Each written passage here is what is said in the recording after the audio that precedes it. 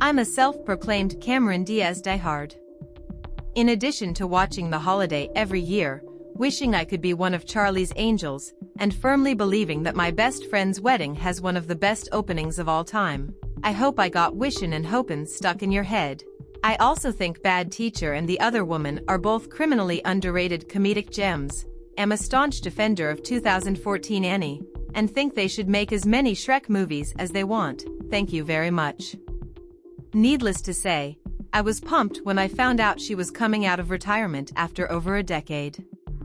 I'm still excited that she's back in action, pun definitely intended, but man, I wish she had returned in a better film.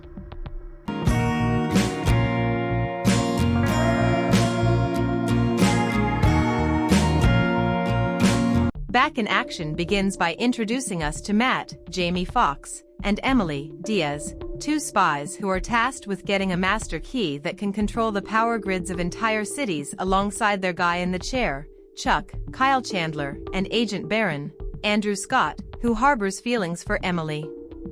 It's an already dangerous mission made even more complicated by the fact that Emily finds out she's pregnant right before they're set to go on it. After they retrieve the key, Matt tells Emily he's all in on their relationship despite the fact they've only been together for a couple of months. Because Matt never had a family and Emily resents her own for choosing their jobs as spies over being present for her, the two of them decide to fake their deaths, retire from the espionage life, and raise their child in a more traditional household. Fast forward a decade and a half or so later, we see Matt and Emily living the aforementioned quiet life with their defiant daughter Alice, McKenna Roberts, and anxiety-ridden son Leo, Rylan Jackson. When Alice's rebellious behavior forces Matt and Emily to flex old skills, they not only realize they miss their fast-paced lifestyle but also get dragged back into it after their identities are leaked via a viral video. This new mission brings up old feelings and threatens to reveal long-buried secrets. And now that their kids are involved, the pressure has never been greater to take down the bad guys.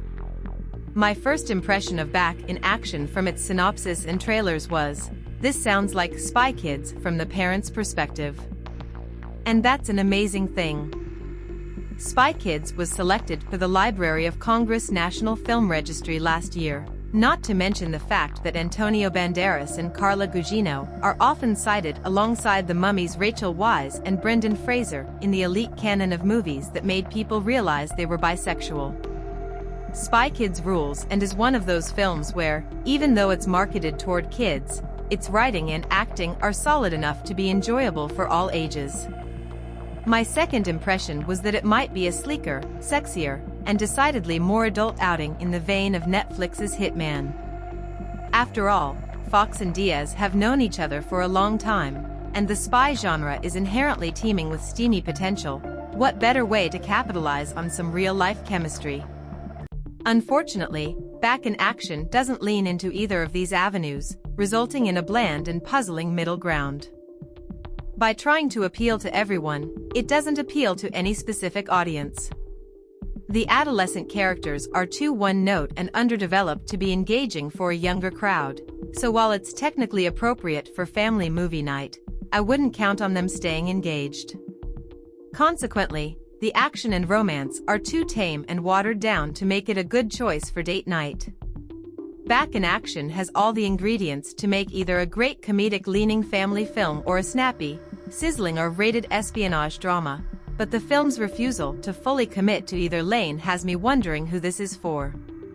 The last thing a movie like Back in Action should be is boring, but the spy plot is so comically simplistic, generic, and unengaging that there's no real excitement or surprise to be had as far as the story goes.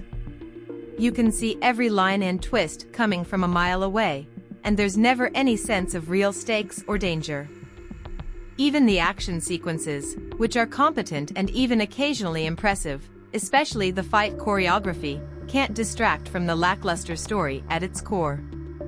We've seen all of these beats numerous times, making for a tedious watch that feels much longer than its 2-hour runtime. 15 years ago, me and your mom were non-official cover operatives for the CIA. Alright folks. Listen up. If you are enjoying the content of this channel, Be sure to hit that subscribe button and give the video a good old-fashioned thumbs up. Let's show the creators some love. The emotional elements fare even worse.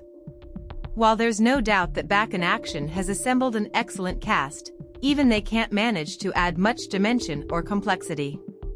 You know exactly who all of these characters are from the moment you meet them, and they never evolve beyond stereotype. Even the supposed depth they showcase is predictable and reads as nothing more than a convenient plot device. Glenn Close is clearly having a blast playing Diaz's badass mother Ginny, and her relationship with young, bumbling Nigel, Jamie Demetriou, is the funniest part of the film, though that's unfortunately not saying much, as laughs are scarce. But the conflict between Emily and Ginny rings completely hollow, and while the film tries to do an interesting intergenerational parallel between it and Emily's relationship with her own daughter, it's all woefully oversimplified, too. That's the biggest problem with the film. None of the emotional arcs have any kind of real weight or authenticity.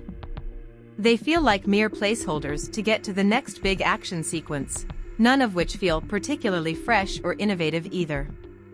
We've all seen countless fights in clubs, on planes, and at black tie galas. This film had the opportunity to break the mold considering its premise, but instead of giving us something new, it plays things safe, relying on tried and true locales and patterns. Besides Close and Demetriou, Chandler and Scott are other welcome additions to the stacked cast, and get the chance to play against their usual type. But while they're two actors that elevate anything they're in, they're starting at such a disadvantage and have such weak material to work with that even their involvement can't make it a memorable watch. Most people are likely clicking on this film for Fox and Diaz, and they, too, do their best with what they're given, but the dull, exposition-heavy script never gives them the chance to flex any of their dramatic muscles, and they rarely get to be truly funny either. There's an odd line about Wordle or a gag about Uber that lands, but there's nothing laugh out loud or unexpected.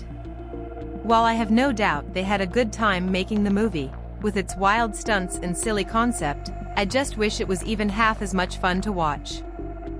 Pros. The action scenes and stunt choreography can be impressive.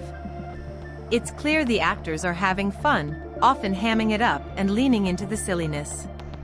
Cons.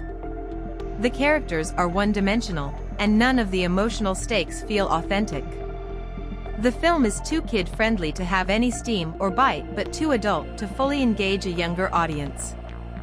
The jokes fall flat, and the spy plotline feels stale, rendering it ineffective as a comedy and action film alike. I can't believe they were spies. No way!